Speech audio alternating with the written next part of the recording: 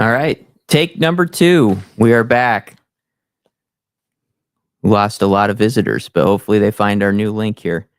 Welcome in, everyone, to the Exchange Zone. Not sure where I cut out the last time, but happy to be here with you tonight. And we're going to focus on track and field. Kyle, how are you today?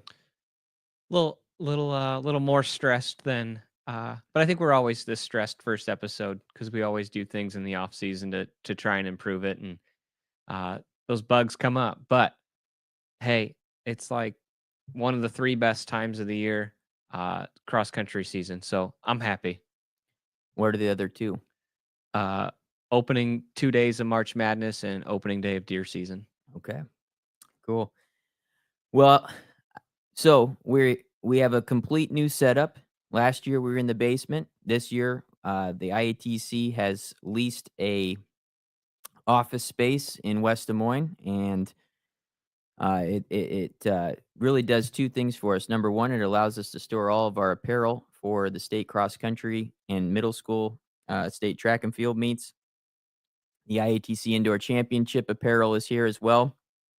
And then one of the suites inside the office, we've converted here to a podcast studio. And we'll show you some before and after pictures maybe next week on our next episode when we have more time. But it's really been an impressive transformation here over the last month, and we just we're really excited to start this new journey in this space and connect with so many of you in your living rooms and, well, probably now iPhones and whatever people watch us on, but on Sunday evenings, and it's going to be a lot of fun. So tonight we're going to recap track and field with the voice of track and field, Mike J. And then we will transition right into episode number 1 of the cross country season. And Coach Pat Hennis of Johnston, 6-time state champion Johnston Dragon head coach, will be live, our first live in studio guest here on the Exchange Zone to take a look at the upcoming 2025 cross country season. So with that being said, anything else? I think we need to get right to Mike as we're running a little bit behind. This episode will take about 45 minutes. And there he is, Mike J. How are you tonight, Mike? Thanks for being patient with us, and welcome to the Exchange Zone for another year. No problem. When it comes to technology, I am in no position to throw stones, so it's all good. Excited to be here. Excited to talk about historic track and field season from last spring, and listen to you guys talk about what's coming up in cross country. It's a great time of year. That is for sure, and we couldn't do this also without our partner here running the keys in the back. Brock Bierman is new to the Exchange Zone this year, and if you could see the wires and cords running around this place and lights and everything like that, we definitely need to have some patience here in the first couple weeks as we get going. And thanks to him for his efforts, and Kyle and everyone, my wife who helped design the studio as well. Thank you for all your help. And we're ready to get started and look back at what was a historic weekend of track and field. 14 all-time best performances, 56 state meet records, and an attendance record of 40,820. Mike, what a weekend it was in Des Moines at Drake Stadium. How do you describe it as someone who's been there every year? What comes to your mind when you think of this past year's state meet? Well, that's a great question. So many times over the last 50 years, I leave the stadium and say, boy, this is the best ever. And this can't be duplicated. And then the Iowa kids just show up the next year and we end up saying the same thing. It was just amazing anymore. The depth, I think, that we have, every class is so good and so deep. And 3A seems to be the new 4A now, and it's just crazy. The depth on both the girls and boys sides, I guess, would be what impresses me the most right now. Absolutely. And, let's get into this state meet and really start to recap. And we're hopeful in the near future that this Exchange Zone podcast turns into a track and field podcast as well. And we might be announcing something along that lines later this season. But let's dive into this meet. And we kind of broke it down into a couple sections. The first one are kind of the key plots of the meet, the historic performances. And Mike, go ahead and take it away for us here. And what better place to start than the greatest all time middle distance runner that our state has seen? We're fortunate to see it for one more year. Let's start there with Quentin Nauman of Epworth, West Dubuque. Just a crazy talent. And we saw glimpses of that a year ago, and in the cross country season in the fall.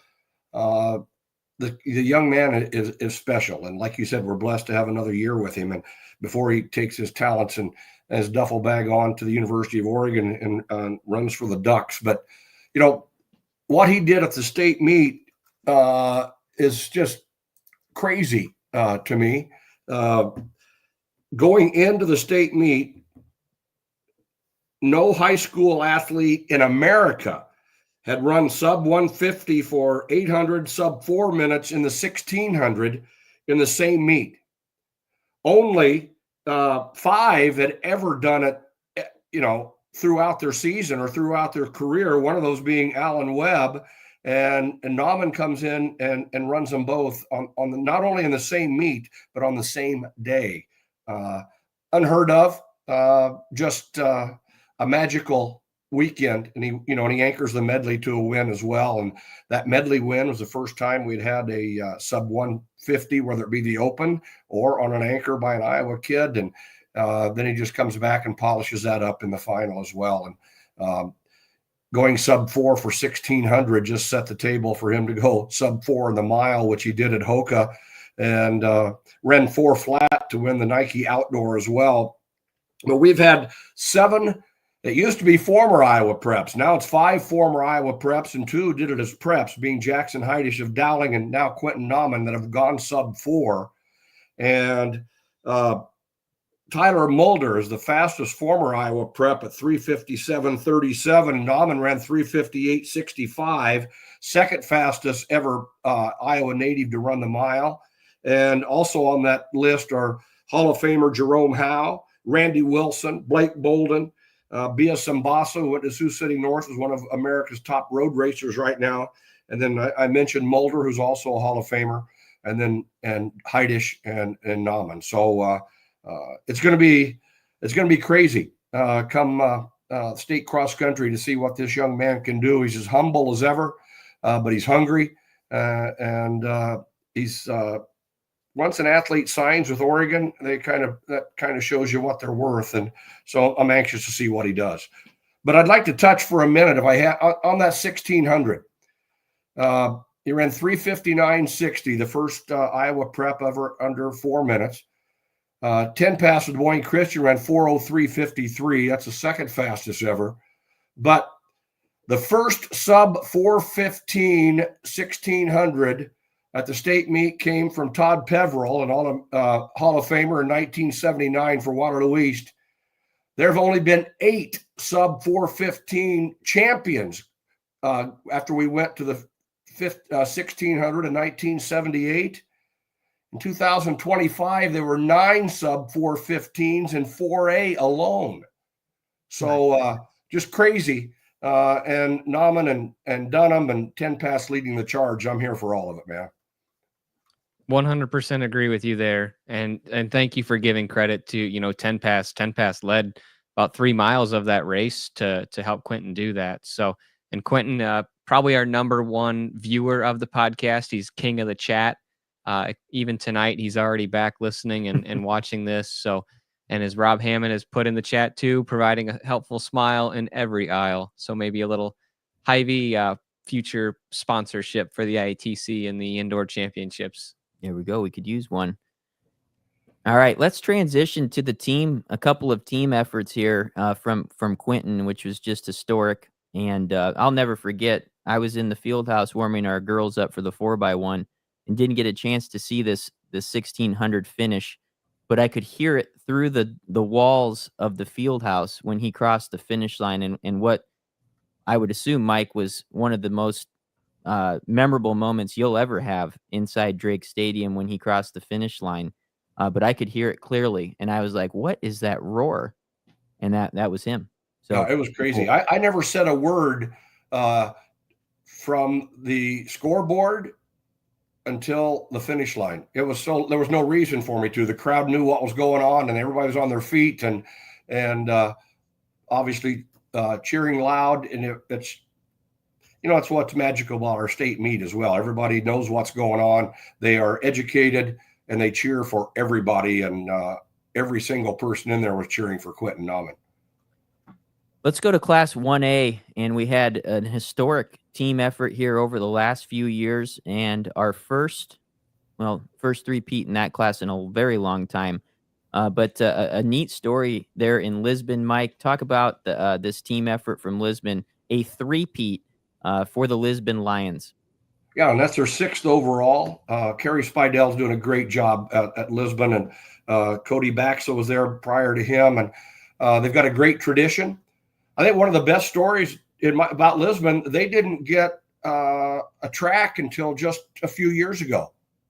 So any quality training by Lisbon when they were winning state titles, they had to go to Mount Vernon, just down the road. So that's they built this legacy and this tradition even before they had an all-weather track at Lisbon, and they've got one now, and boy, they are burning it up. They're always deep, scoring in the sprint events like no other. Every relay and a couple of guys in the finals of the 1 and the 2, and a lot of good things happening at Lisbon. Like you said, Ben, 3 in a row, 6 overall, and they're going to be a player from here on out for sure.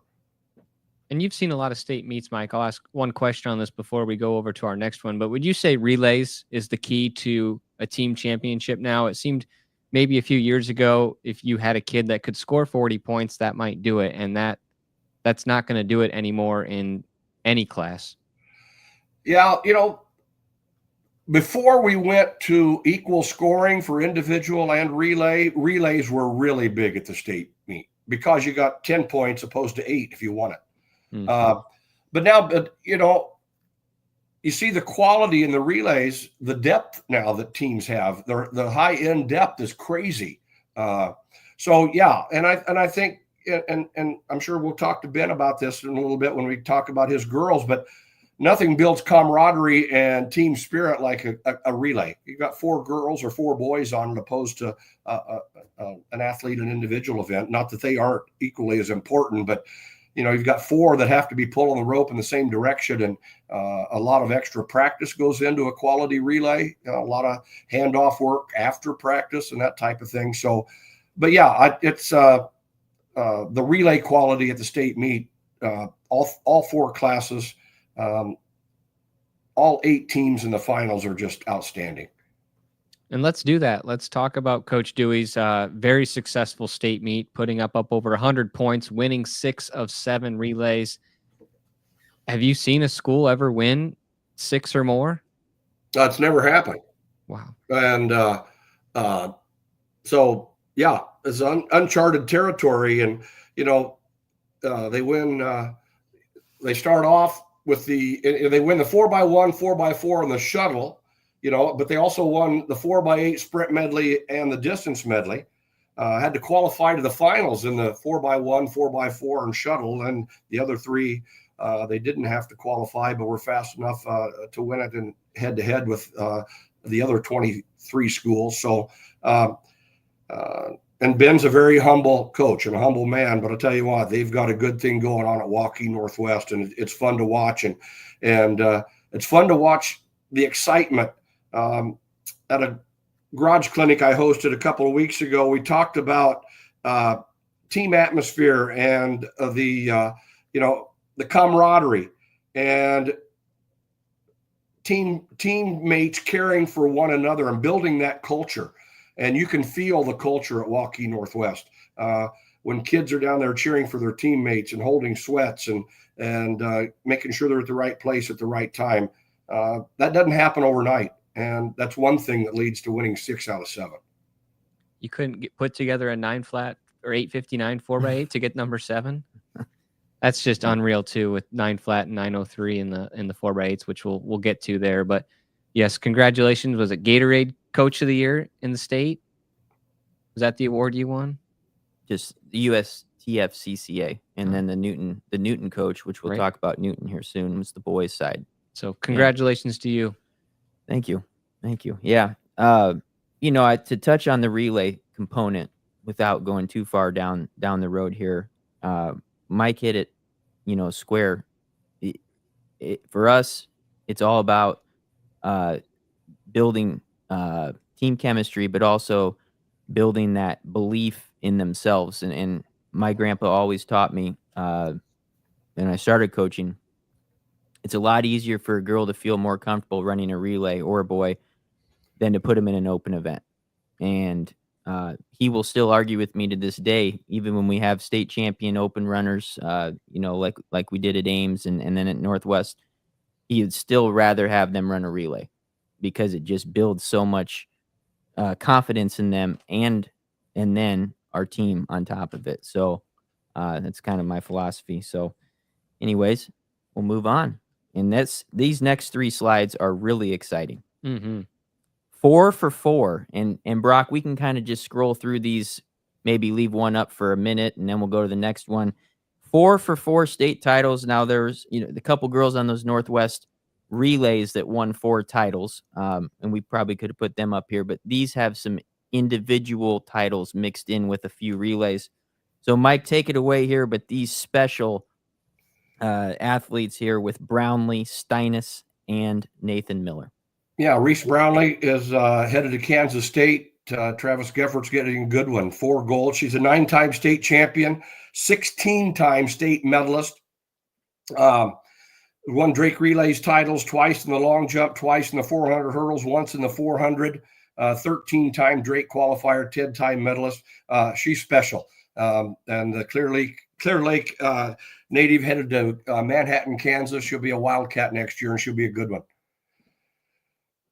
The Noelle Steinis, what can you say? She wins 4 golds at the state meet. She won 4 cross-country titles during her career. She's going to go to Bradley. She'll be a player in the Missouri Valley early on in her career for sure. And Nathan Miller, Center Point Urbana, going to Bradley as well. And what a state meet he had! Oh my gosh! Yeah. The 400 hurdles, 2 relays. I was trying to think of somebody that, maybe Aaron Stockstill, but he didn't run the hurdles, But I think the one thing, Miller went 4 for 4 and set 4 3A meet records along the way.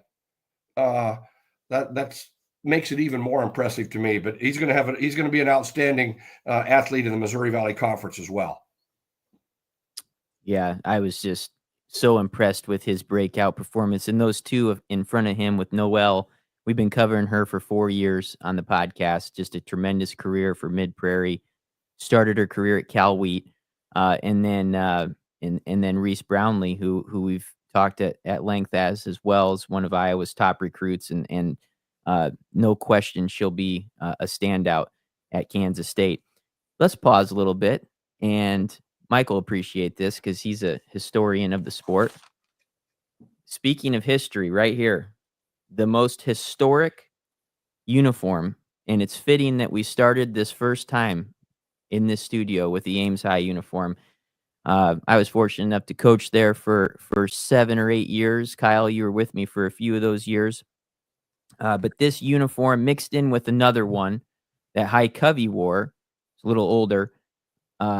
How about these stats here? 79 individual state champions, 46 relays, and 20 state team titles. We were lucky to contribute to some of those individual and relay titles. Couldn't quite get a team one there, a couple second place finishes. But Mike, I thought you would enjoy this uniform here because there's never been a more historic program in our state than Ames High, and Coach John Sletton gave me this when I got the job, and I've kept it the whole time, even though we never wore that uniform. So just a quick why that's there.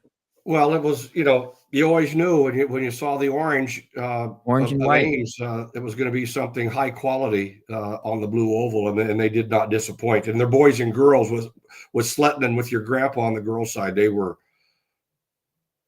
tough and fun to watch and deep and talented.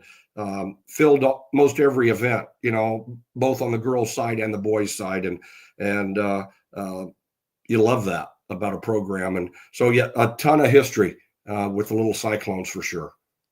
Okay, You go told ahead. me to bring a uniform, and I did, and it got trumped. So Yeah, Kyle's got one for next week, but Which- if you have, should we? yeah, and we'll do it in cross country. So the goal of this here is we want your teams to send us their uniform, and we'll put it up here. We actually have another stand that we're going to put to the other side here as well, and we want to showcase your team's uniform throughout the year. So we will put some information up on the screen at some point with where to send it, and we'll get it up there in a rotation. So, all right, back to the state track and field recap. We've got one more featured one, and then we're going to touch on several other just incredible performances from 2025.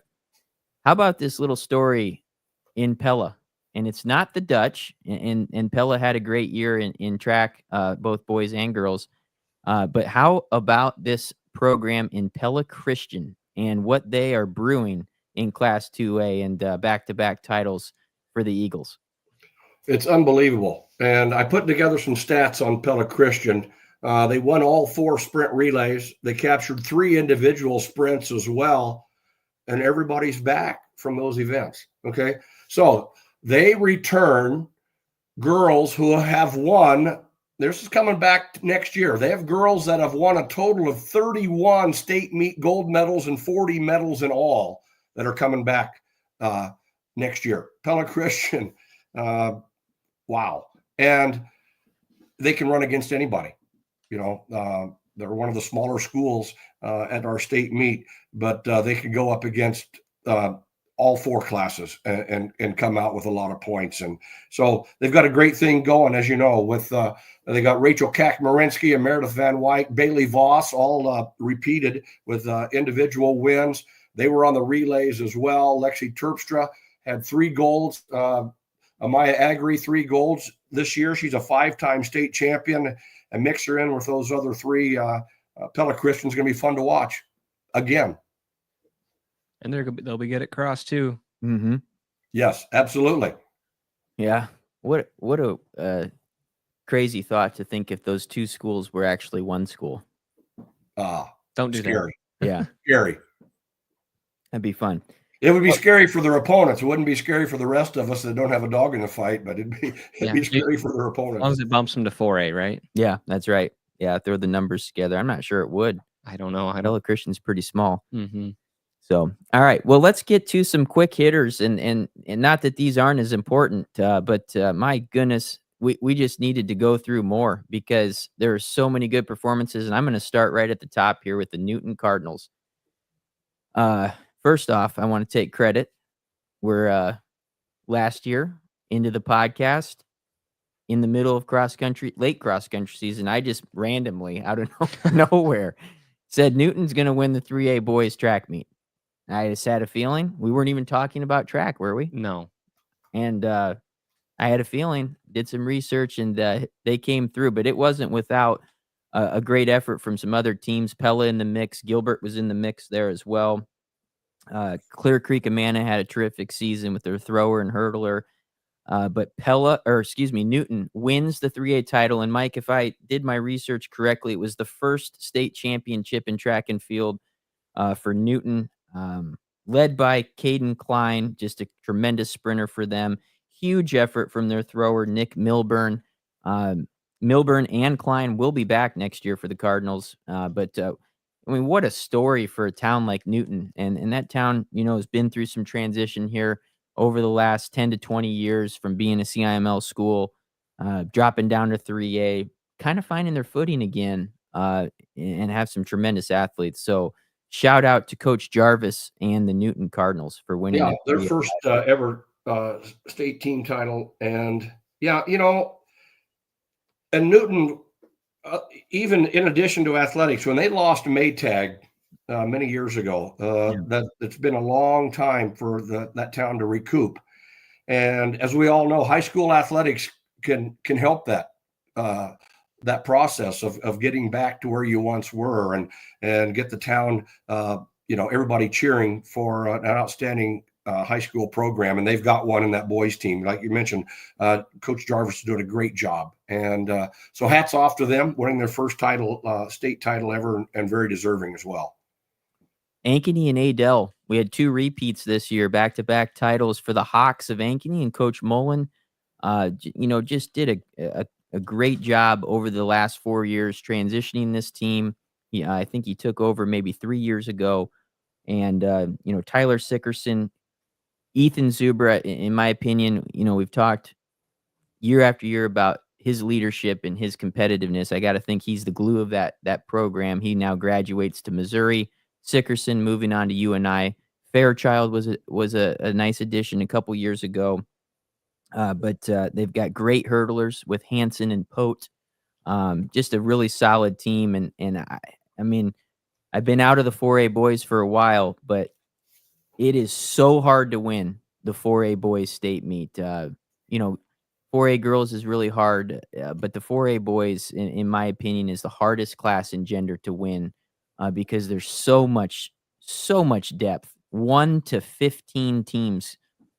Literally coming into this weekend, there was 5 or 6 teams that could win this meet, and it's a dogfight. And Ankeny won by, I think, 20-some points. So another great performance.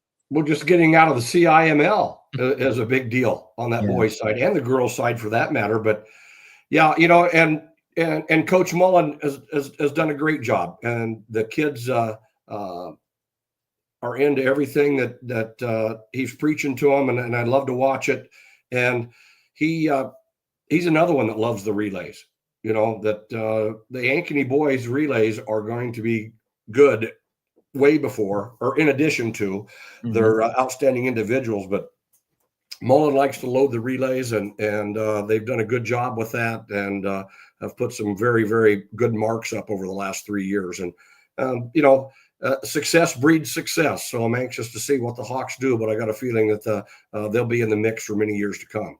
Yep, both of these 2 teams very senior heavy this past year, so they're gonna probably look to fill it with some youth, and usually programs like that will have people ready to go.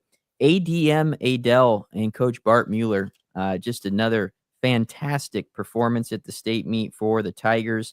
A 9-point win over Mount Vernon and Gilbert. And Coach Mueller's done a really nice job over there in Adel. He won the Girls Union Award this year. I can't remember what that is called, but I'm blanking on Golden it. plaque. Golden distinction or plaque.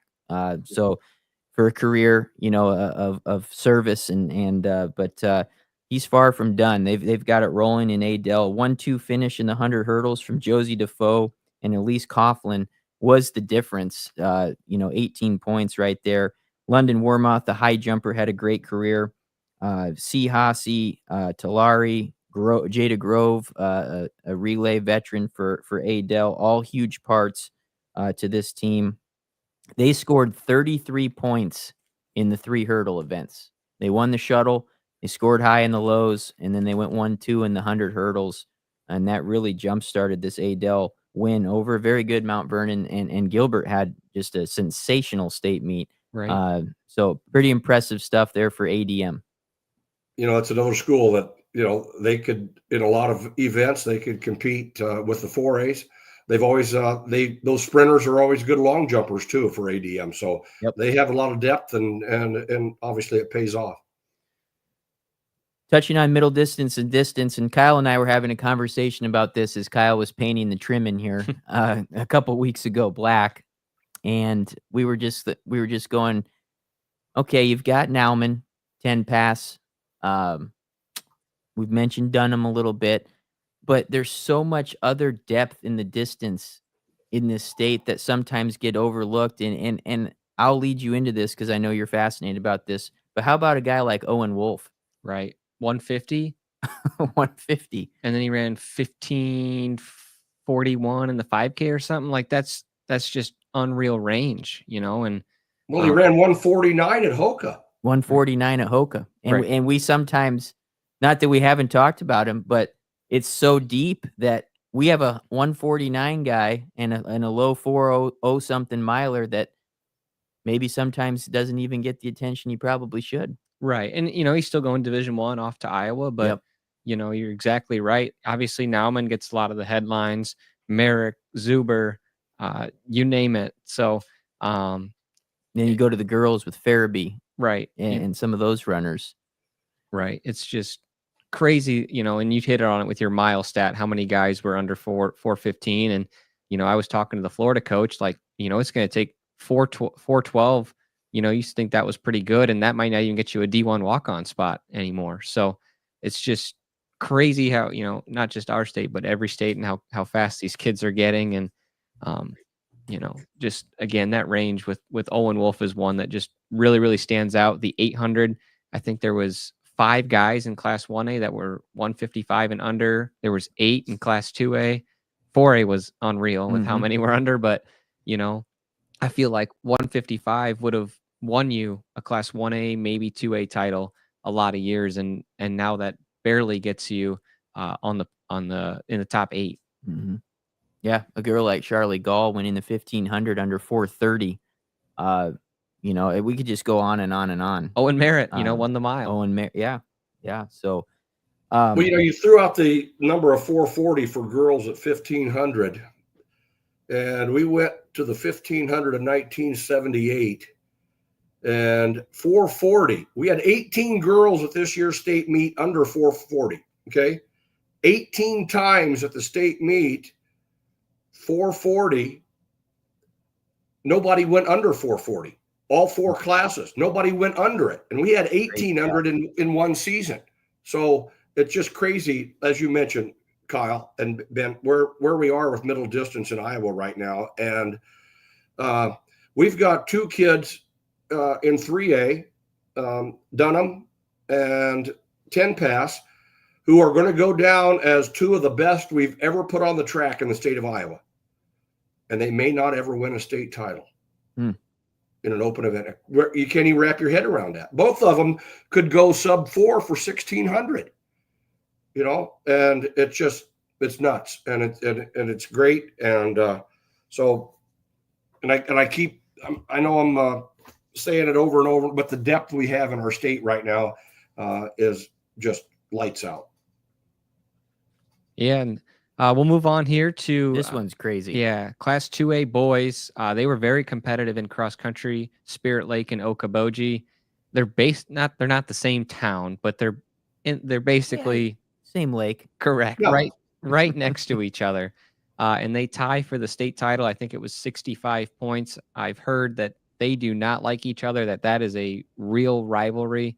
Like Iowa State or Kansas State, Iowa State. That was a fun game over the weekend, but well, not beginning, but just how crazy that, I was looking through some of the events, and I think it was the 800. There was a Spirit Lake and Okoboji guy. One was 3rd, one was 5th, and they were less than a second apart. And, just one point or one spot there switches the whole team race to a different team winning. So and for that trophy, they'll had to order another one, but for both to go back to basically the same town, that's pretty cool. Yeah.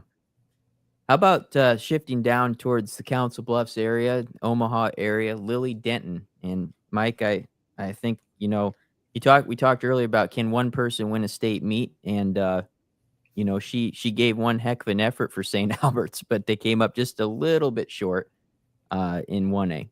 Yeah, and that's their 3rd team title, but the first one came in 81 and the last one in 2000. So 25 years since they've won a state title at St. Albert. And she's a 12-time state qualifier, 12-time medalist, undefeated in cross country all of this past fall.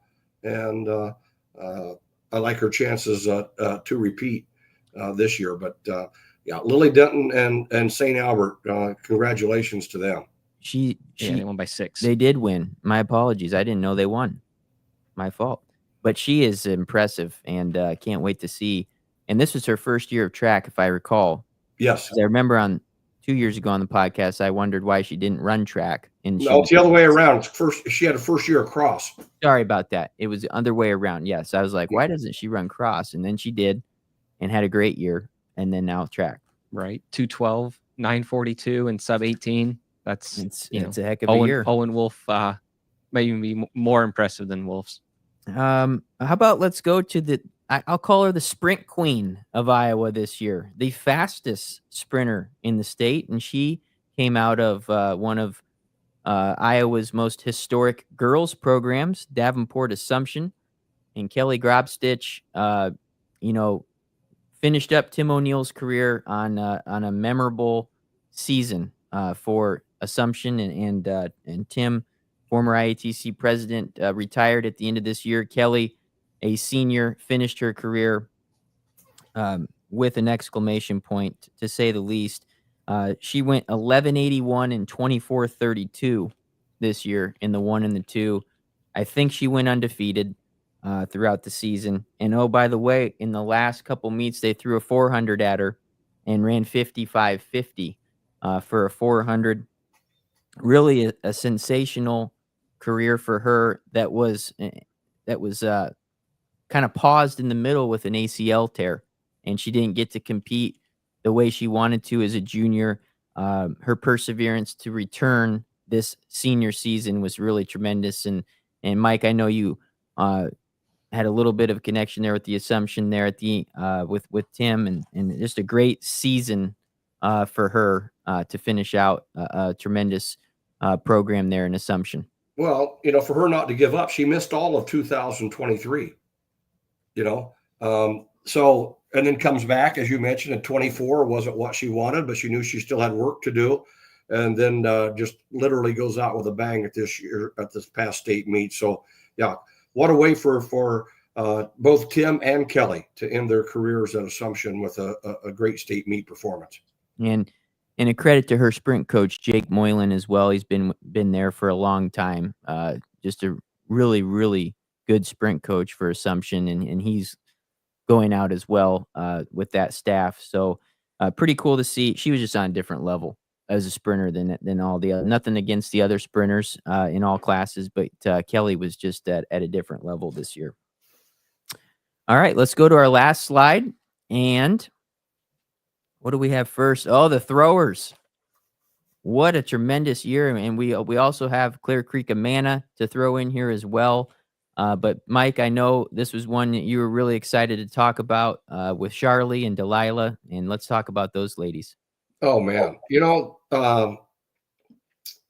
always seem to produce good throwers, but these two are Charlie Morton, Hampton Dumont Cal. She'll be going to Iowa State. Drake champion in both the shot and the discus in her career, state champion. She won the Drake relays in 3A shot in 23, 24, and 25. She won Drake in 3A discus in 23 and 24. Just a great talent, and she'll be a big plus for the Iowa State program. Delilah Subson from Ottumwa, she's got a year remaining, and she kind of snuck up on some people as a sophomore. But she set the 4A state meet record this year through 158.08, number 6 on the all-time list. That 4A record had been there since 2008. She's a 2-time champion in the discus, a Drake Relays champion in the discus, and a medalist in the shot as well. So Charlie Morton moving on to Iowa State, but Subson will be back, and she'll be doing big things again for Ottumwa. She's going to go over 160 feet this year. And join Miss Phelps from KPWC is, one of the greatest of all time. So it's going to be fun to watch for sure.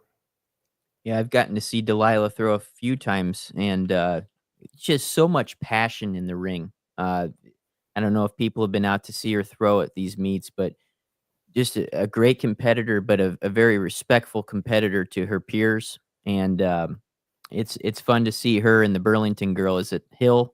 Kylie Hill, is that her name? Yes. And I think Burlington might be going down to 3A, so I'm not sure if they'll throw against each other at state, but that was fun to see. But really a fun girl that she got to ride into Ottumwa on a police escort after winning that discus. the night of, and then she had to come back the next day and throw the shot. I saw something on Facebook that the fire truck brought her into town. So pretty cool stuff. All right, let's go to the CIML for these next two. And Emma having her, someone that I got to see run pretty much every meet. I think we run against Valley seemingly every meet.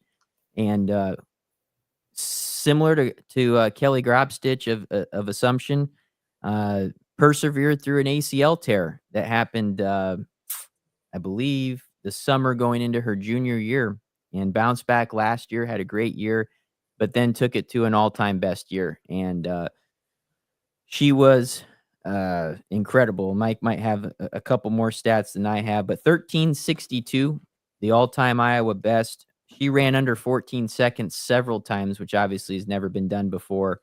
But what was most impressive about her was the speed that she got from her junior to senior year. She ran 12:25 in the 100, placed third in 4A, which is a really good sign for the Cyclones at Iowa State. Getting someone that can sprint like that, but also can hurdle.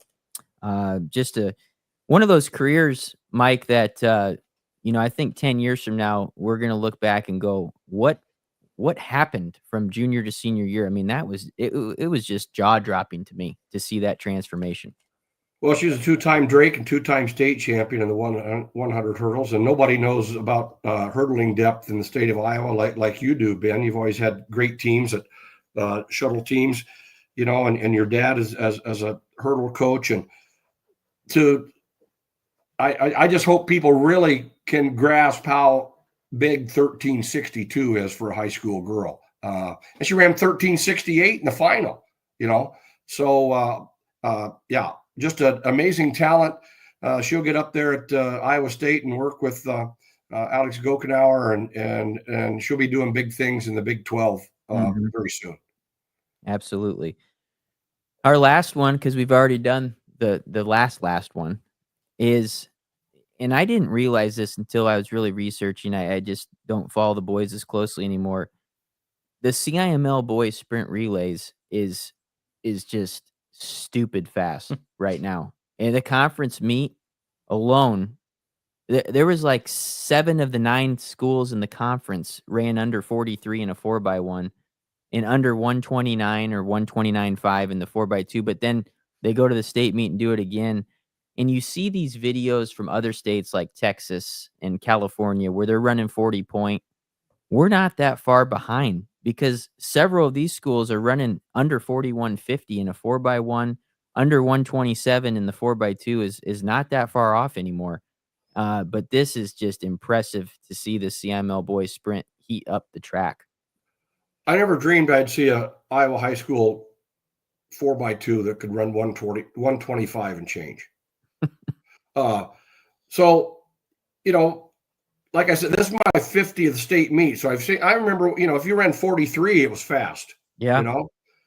Now 41.99 in the 4x1 is number 35 on the all-time list. 127.99 in the 4x2. And back with my day, 129, you were unbelievably fast. 127.99 is number 64 on the all-time list. To tell your kids, hey, let's break 128 tonight, and you might be in the top 75 of all time. My God, it's nuts. And the CIML is smoking. 41.18 by Centennial. Man. And then also 41.29. They ran 41.18 in the prelims, come back with 41.29. It's 125.63 by Centennial. Ankeny wins the shuttle hurdle relay running 56.06. It's I don't know. It's just the shuttle hurdle relay on the boys. As you guys remember, when we went to that event, it was ugly for a while. And now 7 of the 11 all-time best were run at the state meet this year, including number 1, 2, and 3, and overall, and the 2A, 3A, and 4A state meet records. 59 in the shuttle right now is number 41 on the all-time list.